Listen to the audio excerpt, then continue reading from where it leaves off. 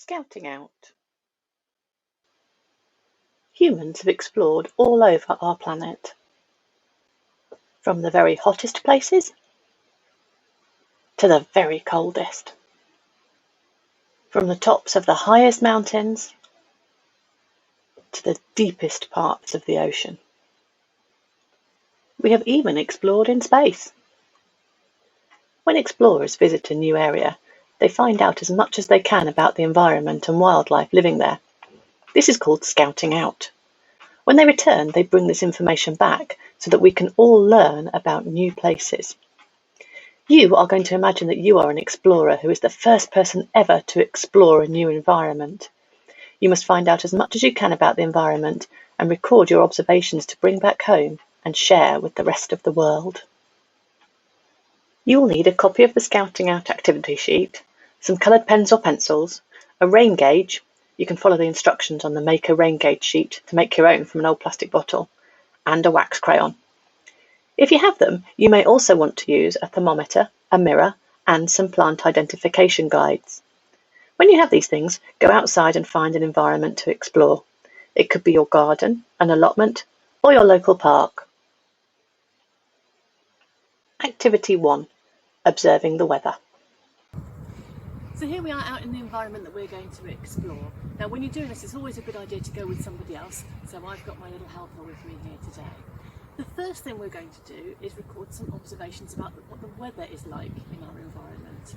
So you've got your activity sheet and we're filling in this top bit here where it talks about the weather. There's space there to record the weather over 7 days, so you can get a really good idea of what the weather is like in the environment that you're studying. The first thing we need to record is the rainfall. So we came out last night and put our rain gauge here. Now we need to record how much rain we've collected. So can you have a look and tell me how much rain is in the rain gauge? Yeah. 2 centimetres. 2 centimetres, lovely. So I'll record that on my recording sheet there. The next thing is what temperature it is. Now we're using a thermometer for this. If you don't have a thermometer, lots of phones have temperature apps now, or you could just record how warm or cold the air feels for you. But could you have a look at that thermometer and tell me what temperature it says, please? Yep. 10 degrees. 10 degrees. So I'm going to record that on my sheet as well. 10 degrees C. The next thing is cloud cover, so how much of the sky is covered by clouds today. Now you've got quite a big space to record this because there's a few different ways you can do it. You could look at what percentage of the sky is covered by clouds. You could record it as a fraction, so a half or a quarter. Or if you wanted to, you could use your coloured pencils to colour that box in to look like what you can see of the sky. Now when you do this, you could look up in the sky, but you get a sore neck doing that. So to help us, we've got a mirror. And if you place the mirror on the floor, all you need to do is look in that to see the sky above. Just be careful you're not looking straight at the sun when you do that. So could you have a look in our mirror and tell me how much of the sky is covered by clouds? Yep. All of it. All of it. So in my box, I'm going to write 100%.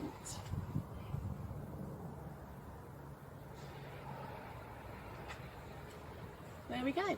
So that's our weather observations done for today. Now it's time to go and see if we can find out what plants are living in our environment. Activity 2. Identifying plant species. So now we're looking at what plants we've got living in our environment. And we're in a little woodland, so most of the plants that we've got here are trees like this one. Now at this time of year, working out what tree species you've got can be a bit tricky, but there are some little clues that you can use. You might be lucky and find some of the old leaves on the floor and work out what the trees are from that. Another way is to have a look at the twigs and see if you can recognise the different kinds of root shapes that the twigs have. And to help you with that, there's this activity sheet which has got pictures of the winter twigs of some of the more common kinds of trees that you might find. So using this, we've worked out that this tree is an ash tree. So we're going to record that on our activity sheet down here.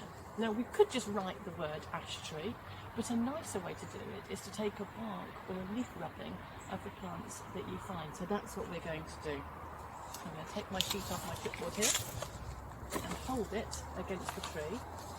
And my little helper here has got her wax crayon, and she's going to use the side of the wax crayon to do a rubbing of the bark. There we go. Well done. And that's a lovely record of what the bark of that species looks like that we can use later. Activity 3. Looking for animal evidence. So now we've found out about the weather and the plants in our environment, it's time to think about the animals. Now these are a bit more tricky because lots of wild animals are very shy, so we might not see them, but we can see the clues that they leave behind. Now you've already found a clue left behind by an animal, haven't you? Yes. What have you found? Some hazelnut shells. And what do you think cracked open those hazelnut shells? A squirrel from the way it's cracked in half. Yeah, so from the way these shells have been cracked in half, we know that was done by a squirrel, so there must be squirrels living here. Now on your recording sheet you've got a bit of a challenge. You've got some descriptions of different kinds of animals, and your challenge is to find a clue for an animal that fits each of those descriptions. So which description does our squirrel fit? A vertebrate that lives in a tree. Well done. So in that space there, I could either write a squirrel or I could draw a picture of my clue. These are marble gulls, and they get their name because they look like marbles, and they are from where a wasp has laid its eggs inside the tree, and you know the baby wasps have gone because there's a little hole from when they crawled out. So we've carried on our walk and we've just found another clue for some animals. We've found these snail shells, which tells us snails must be living here. But the funny thing about these ones is that they've all been smashed up and they're sitting by this stone. And there's a particular bird that likes to do that. It's called a thrush. It collects snails and it always takes them back to the same stone to smash them up so it can eat the juicy snail inside. So this tells us that not only have we got snails living here, but we've also got thrushes. This is a hole that's been dug by a rabbit, and a rabbit is a vertebrate that lives underground.